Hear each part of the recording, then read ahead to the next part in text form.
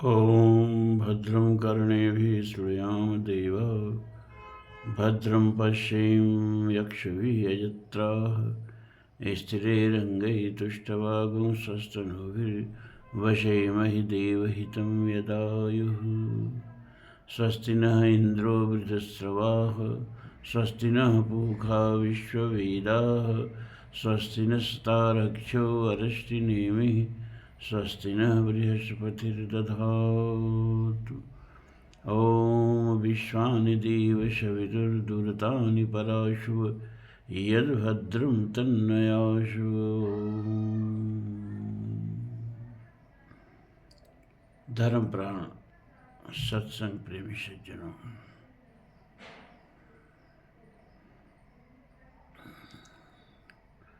आज आप लोगों को कुछ गुरु तत्व पर प्रकाश डालते हैं।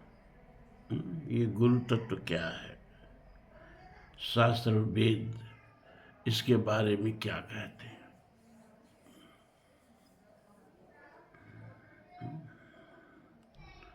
तो वेद क्या कह रहा है, देखिए।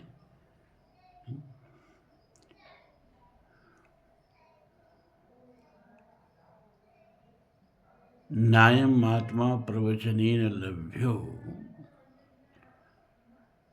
न मेधया न बहुना श्रुतेन यमैवेष विवृते तेन लभ्य तस्शेष आत्मा विवृते तनुष्याम। ये कठोपनिषद से और मुंडकोपनिषद से, दोनों से मंत्र है। नायम आत्मा प्रवचनेन लभ्यो, आत्मा माने परमात्मा, आत्मा और परमात्मा एक ही है। ये प्रवचन से, बहुत प्रवचन करने से, बहुत प्रवचन सुनने से आत्मा नहीं प्राप्त होती है, परमात्मा नहीं प्राप्त होता है। न मेधया, और न बहुत बुद्धिमानों को परमात्मा प्राप्त होता है, नहीं तो आइंस्टीन को मिल गया होता है। स्टीफन हॉकिंस को मिल गया होता तो परमात्मा को मानता ही नहीं था। न बहुना श्रुति न बहुत उसके बारे में सुनने उनने से भी उस प्राप्त होता है। तो कैसे प्राप्त होता है? अरे भाई, ये सब साधन है ना, और वह साधन से साध्य नहीं है, किसी साधन के वशीभूत नहीं है।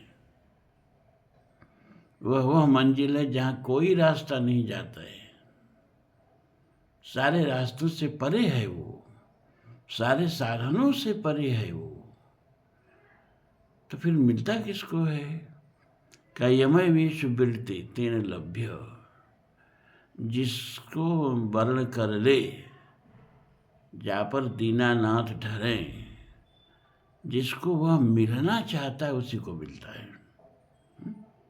सोई जान ये देहु जनाई, जानत तुम्हें तुम्हें हो जाई, तुम्हारी कृपा तुम्हें रघुनंदन, जान भगत भगत उर चंदन।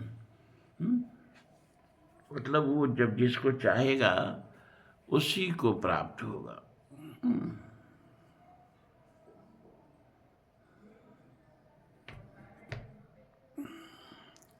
यमय वेश बिड़ते तेन लभ्य तशेष आत्मा बिरुड़ते तनुश्याम। जिसको चाहता है उसी पर अपना सब रहस्य खोल देता है। उसी को प्राप्त होता है, वह चयन करता है कि हम किसको मिले।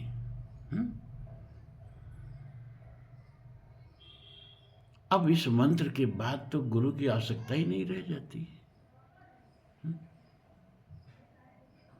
जब वही जिसको चाहेगा वही मिलेगा, उसी को मिलेगा, तो गुरु को क्या आवश्यकता है भाई? लेकिन फिर वही वेद कहता है कि परीक्ष लोकान कर्मचितान ब्राह्मणों निर्वेद आयात न कृतः कृतेन तद विज्ञानार्थम गुरुमेवाभिगच्छेत समितपाणि श्रोत्रियम ब्रह्मनिष्ठम। मुंडकोपनिषद। परीक्ष लोकान कर्मचितान ब्राह्मणो निर्वेदम आयात नास्त कृत कृतेन। इस लोक की पहले अच्छी तरह परीक्षा कर लो, परीक्ष लोकान। इस लोक की पहले परीक्षा कर लो भैया। ये लोग जिसमें इतने आसक्त हो, चीज़ों को इतने कस के पकड़े हुए हो, ये चीज़ें क्या तुम्हारे पकड़ में रहेंगी? तुम जितना मुट्ठी कसते हो, मुट्ठी में बंद रहे तो उतना ही जल्दी सरक जाती है, हैं? इस संसार को जितना मुट्ठी में कसना चाहते हो उतनी तेज संसार फिसलता जाता है। देखते देखते शरीर फिसल गया, बालकपन फिसल गया, यौवनावस्था फिसल गई, प्रौढ़ावस्था फिसल गई, वृद्धावस्था आ गई। एक दिन यह भी फिसल जाएगी। पकड़े रहो शरीर को, शरीर फिसलता जाता है और एक दिन पूरी तरह से फिसल जाता है। कोई भी चीज़ इस संसार की यथा दृष्टम तथा नष्टम, जो भी देख रहे हो सब नष्ट होने वाली है। तुम क्या क्या देख रहे हो? अरे पूरा संसार तो देख ही रहे हो। अभी बिना चश्मा लगाए ताकने में दिक्कत पड़ी, आँख से पानी आ रहा है। अब ठीक है।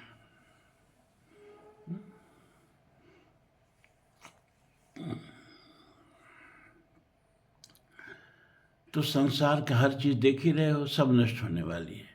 ये अपना शरीर भी देख रहे हो, ये भी नष्ट होने वाला है। अपना मन देख रहे हो, ये भी नष्ट होने वाली है, होने वाला है। अपनी बुद्धि देख रहे हो, ये भी नष्ट होने वाली है। जो कुछ तुम देख रहे हो सब नष्ट होने वाला है। तो शाश्वत क्या है, सनातन क्या है? का जो देख रहा है,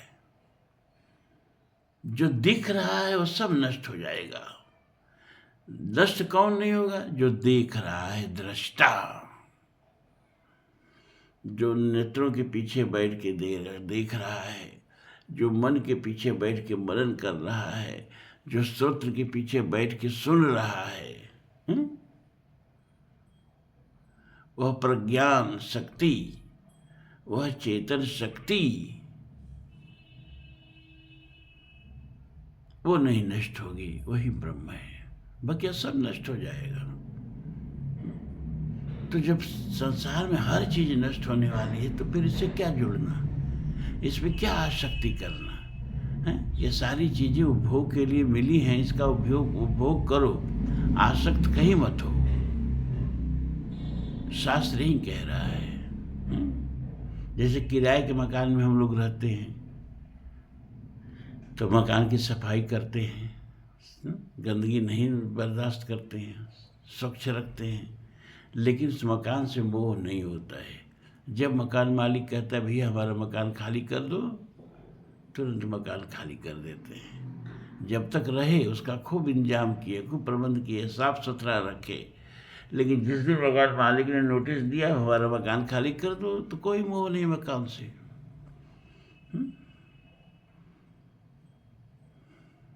हम किराए के मकान में रहने वालों का यही एक बड़ा लाभ है ना, कि एक अभ्यास हो जाता है कि जहाँ रहो उसकी व्यवस्था तो करो, लेकिन उसमें आसक्त तो मत हो, क्योंकि वह पराया धन है। अब जिनका अपना मकान है अपना सोचे। उसी तरह यह शरीर जो है ना, ये भी किराए का मकान है, ये भी अपना मकान नहीं है। कबीर क्या कहते हैं कि वृथा कहे घर मेरा है, अरे जागर माही डोले बोले सोई नहीं घर तेरा है। मेरा घर मेरा घर मेरा घर, अरे इस शरीर में रहते हो ये भी तुम्हारा घर नहीं है, कि भी किराए का मकान है। और जिस दिन किराया चुक गया निकाल बाहर। तो जब तक शरीर में रहो, तो जैसे मकान में रहते हो किराए की, तो मकान की मरम्मत देखभाल सफाई सुथरा तो करते हो ना भाई, गंदगी में तो रहोगे नहीं। वैसे जब तक शरीर में हो, पराया ही सही, तो शरीर का प्रबंध करो, शरीर का देखभाल करो। शरीर माध्यम करो धर्म साधनम, शरीर के माध्यम से ही तो भवसागर पार किया जा सकता है। जो न तरई भवसागर नर शरीर अस पाई, सो नर निंदक मंत मनि आत्मा हन गति जाय। नरतर भवसागर कह बेरो। तो शरीर को देखभाल तो करना होगा, साधन नहीं भवसागर पार करने का, लेकिन इसमें व्यामोहित होने की आवश्यकता नहीं है, क्योंकि ये किराए का है, अपना नहीं है। तो जब तक रहो इसका ध्यान खूब रखो, लेकिन जब छोड़ना हो तो किराए का मकान जब छोड़ते हैं तो रोते हैं क्या? अरे भैया किराए का मकान है, मकान मालिक का छोड़ दो तो छोड़ना ही पड़ेगा, छोड़ दिया। उसी तरह शरीर जब छोड़ने का समय आया, प्रकृति ने कहा अब हमारा शरीर छोड़ दो, छोड़ दिया, लो संभालो अपना।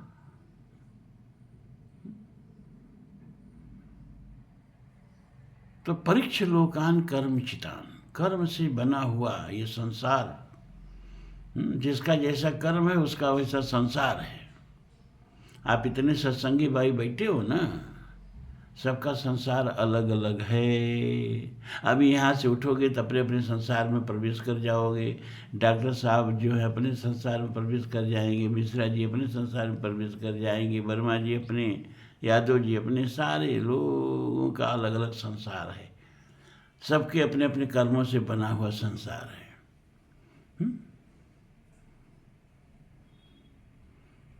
और कर्म नश्वर है, तो कर्म से उपलब्ध होने वाली चीज़ें भी नश्वर हैं, क्योंकि नश्वर नश्वर की ही उपलब्धि करा सकता है। तो जिसके पास जो संसार है, कहने में कष्ट हो रहा है, लेकिन वो सब संसार जो है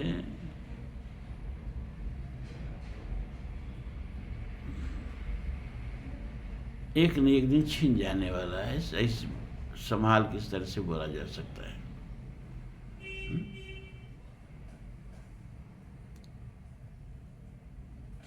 तो जो चीज छीन जाने वाली है उसमें अनुराग कैसा? उसमें वैराग्य होना चाहिए। तो वेद कह रहा है कि खूब संसार का परीक्षण कर लो, कोई चीज न साथ आई है ना कोई चीज साथ जाएगी। तो जब तक है उसका देखभाल करो, उसका उपभोग करो, लेकिन उसमें आसक्त मत हो, न शरीर में न संसार में। आसक्त नहीं होना है। जो संसार है उसकी उपेक्षा नहीं करनी है, उसकी बढ़िया से देखभाल करना है, तभी तो उससे सुख मिलेगा। शरीर का देखभाल करोगे, शरीर स्वस्थ रहेगा, तभी तो सुख मिलेगा। लेकिन न शरीर में आसक्त हो न संसार में आसक्त हो। ब्राह्मणो मतलब ब्राह्मण मानी ब्रह्मान्वेषी, ब्रह्म की जिज्ञासा रखने वाले को यहाँ ब्राह्मण कहा गया है। निर्वेदम आयात, निर्वेद माने वैराग्य। इस संसार से वैराग्य प्राप्त करके और ये सोच के कि न अस्ति अकृत कृतेन, जो कर्म का विषय नहीं है वो कभी कर्म से प्राप्त नहीं हो सकता।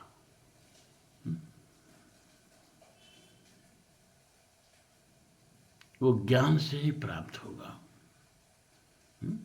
संसार क्या है? रज्जो यथा अय भ्रम, जैसे रस्सी हो और अंधकार में सांप दिख रही हो, वैसे ही ब्रह्म है और अविद्या के कारण जगत दिख रहा है।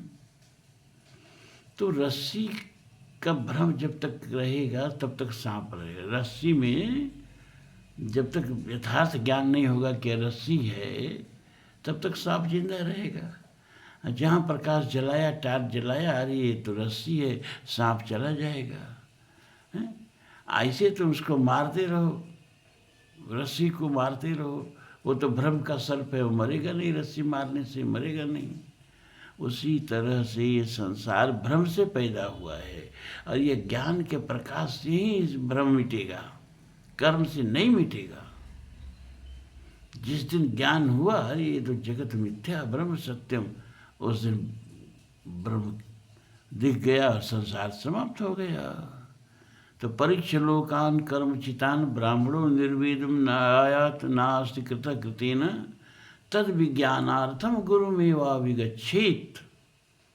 अब परमात्मा को जानने के लिए, कब परमात्मा को जानने के लिए? संसार से वैराग्य उत्पन्न हो जाए तब। नहीं तो गुरु के पास भी जाओगे ना तो संसारे मांगोगे। कबीर लिखते हैं ना कि कोई आवे तो बेटा मांगे यही गोसाई दीजे री, कैसी दुनिया हुई दीवानी ना कोई भगत भाव बूझे री। तो गुरु के पास भी जाओगे तो संसार ही मांगोगे जब तक संसार की वास्तविकता का ज्ञान नहीं होगा। तो संसार से वैराग्य हो जाए तब गुरु के पास जाओ। निर्वेदम आयात, वैराग्य प्राप्त करने के बाद गुरु के पास जाओ। तद विज्ञानार्थम, उस परमात्मा को जानने के लिए गुरु के पास क्यों जाओ? संसार मांगने के लिए नहीं, उस परमात्मा को जानने के लिए जाओ।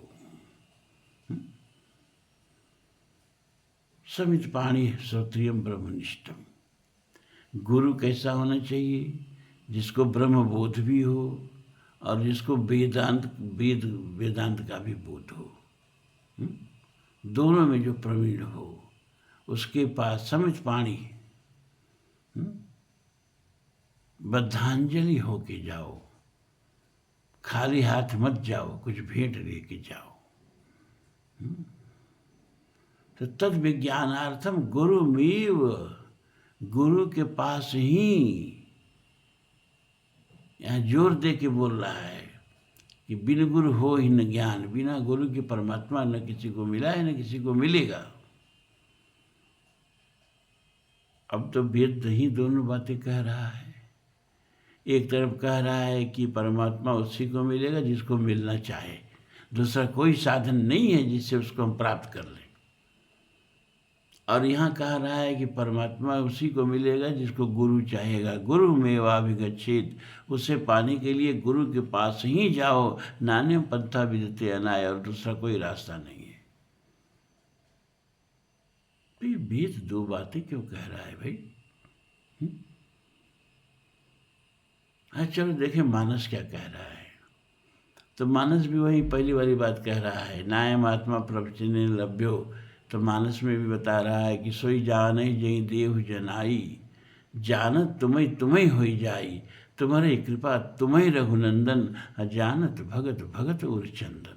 अब सोई जाने जई देव जनाई, उसी वही तुमको जान सकता जिसको तुम जना दो, दूसरा कोई रास्ता जानने उनने का है नहीं। और फिर वही रामचरितमानस दूसरी बात भी कह रहा है, क्या कि गुरु बिन भवनिध तरई न कोई, जो बिरंज शंकर सम होई। बिना गुरु के कोई संसार तर ही नहीं सकता। वो चाहे शंकर हो, ब्रह्मा हो, विष्णु हो, वो भी नहीं। अब लीजिए भैया, बिन गुरु हो ही न ज्ञान। बिना गुरु के ज्ञान, यहाँ ज्ञान का मतलब सत्यम ज्ञान अनंतम ब्रह्म, यहाँ ज्ञान का मतलब ब्रह्म ज्ञान से है, वो बिना गुरु के होगा ही नहीं। तो वेद भी दो बात कह रहा है और मानस भी दो बात कह रहा है? और दो बात कहने वाले को हमारे समाज में अच्छा नहीं माना जाता है। कहा जाता है ये वो तो दो बत्ता है, कभी कुछ कहेगा कभी कुछ कहेगा। यहाँ तो वेद और रामायण भी दो बात साफ साफ कह रहे हैं, आप लोग के सामने हम बता दिए। तो इसका समाधान क्या है? उपनिषद जब आप पढ़ेंगे, उपनिषद जब अब एक सप्ताह बाद हम शुरू करेंगे, तो आप देखोगे कि एक उपनिषद कोई बात कह रहा है, दूसरा उपनिषद दूसरी बात कह रहा है, तीसरा उपनिषद तो तीसरी बात कह रहा है। तो समझ भी नहीं आता है कि भाई वेद भी एक बात नहीं कह रहे हैं, उपनिषद भी एक बात नहीं कह रहे हैं। इन्हीं सारी चीज़ों को समझाने के लिए वेदांत की जरूरत पड़ गई, ब्रह्मसूत्र की जरूरत पड़ गई। इन्हीं सारी चीज़ों को एक करके, इन्हीं मतांतरों में असलियत क्या है उसको बताने के लिए ब्रह्मसूत्र की जरूरत पड़ी। उसी का एक विश्लेषण यहाँ हम कर रहे हैं कि देखने में दो चीज़ें साफ साफ नजर आ रही हैं। एक तरफ क्या कि बिन गुरु हो ही न ज्ञान, और एक तरफ क्या कि सोई जान है जय देव जनाई। वेद भी यही बात कह रहा है और रामायण भी यही बात कह रही है। तो क्या ये सच में दो बातें हैं या हमारे समझ में कुछ फर्क है? अरे भाई, अब वेद दो बात कहेगा, रामायण दो बात कहेगा, तो फिर बचाएगा, फिर बचा ही क्या? तो निश्चित रूप से हमारे समझ में कहीं न कहीं कोई कमी है। अब कमी क्या है, इसको हम जानें कि गुरु तत्व क्या है। बिना गुरु तत्व को जाने ये सब रहस्य खोलेगा नहीं। गुरु तत्व क्या है? ये जो महामृत्युंजय मंत्र है ना, ये गुरु तत्व की ही वंदना है। त्र्यंबकम यजामहे सुगंधिम पुष्टिवर्धनम उर्वारुकमिव बंधनान् मृत्युर्मुक्षीयमामृतात्। गुरु की वंदना है। गुरु करता क्या है? अरे मृत्युमय संसार से पार करा के अमृतत्व की प्राप्ति करा दे, वही सी का नाम गुरु है। तो वहीं तो यहाँ कहा जा रहा है कि हे त्र्यंबक, भगवान शिव तीन नेत्रों वाले, भूत भविष्य वर्तमान समय के तीनों सोपान जिसके तीन नेत्र हैं, जो भूत का भी सब कुछ देख रहे हैं, वर्तमान का भी सब कुछ देख रहे हैं और भविष्य का भी सब कुछ देख रहे हैं। भूत भविष्य वर्तमान यही जिनके तीनों नेत्र हैं। मन, वो कहा गया ना, वंदे चंद्रार्क वैश्वानर लोचनाय। चंद्र अर्क वैश्वानर जिनके तीन नेत्र हैं। चंद्र माने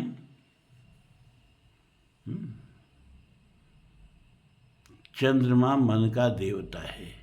तो सबका पूरे ब्रह्मांड का जो मनस तत्व है उनका नेत्र है। किसी के मन की कोई बात छिपी नहीं है। अर्क माने सूर्य, सूर्य बुद्धि का देवता है। तो सारी ब्रह्मांड की बुद्धि जो है वह उनका दूसरा नेत्र है। और कोई भी किसी की बुद्धि में कोई बात आई है तो उनसे छिपी नहीं, वो देख रहे हैं। और वैश्वानर माने अग्नि, वही प्राण, अग्नि ही प्राण है।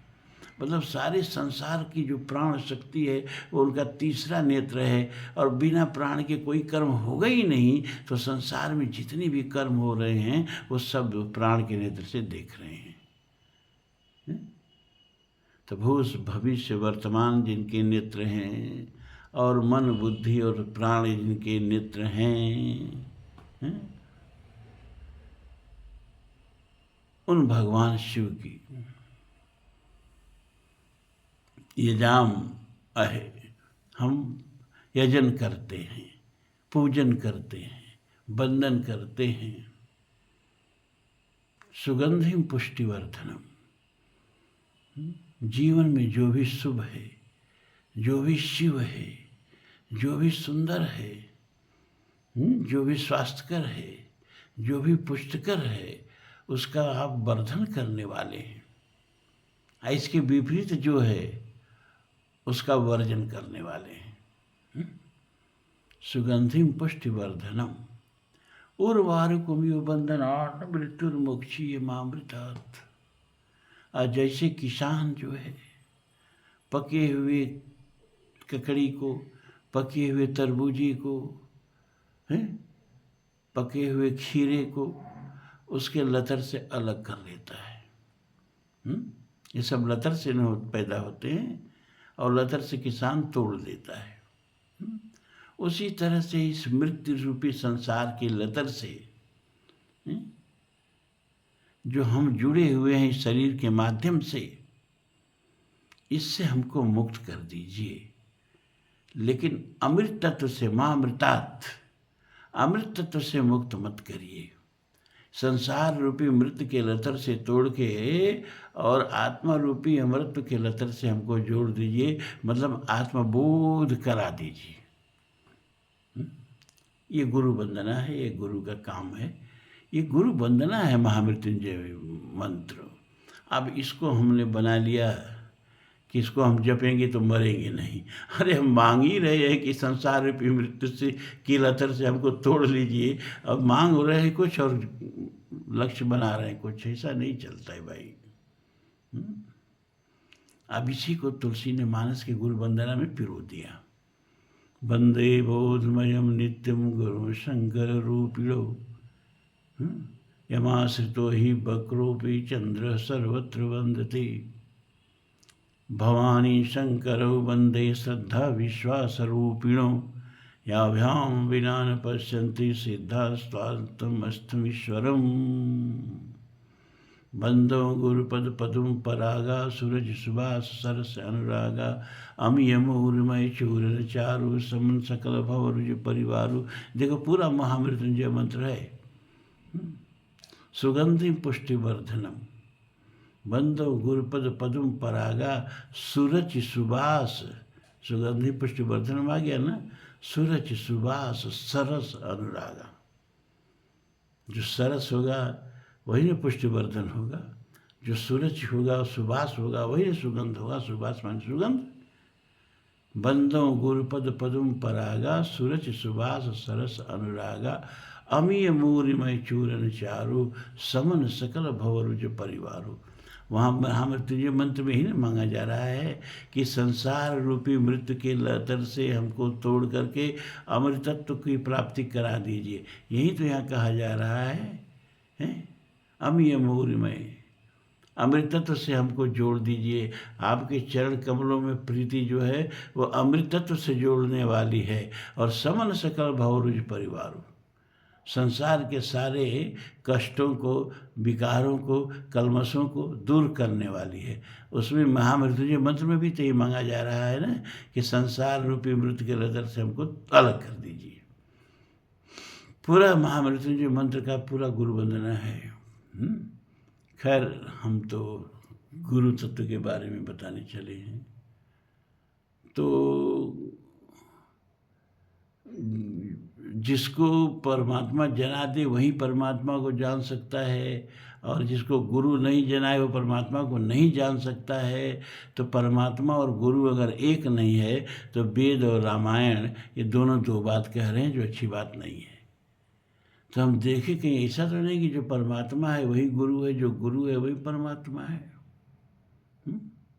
तो देखो परमात्मा के भगवान शिव को कहाँ गया गुरु के रूप में वर्णन किया गया है। गुरु शंकर रूपिणो, मूर्तिमंत गुरु हैं, सबके गुरु हैं, गुरु शंकर रूप होते हैं।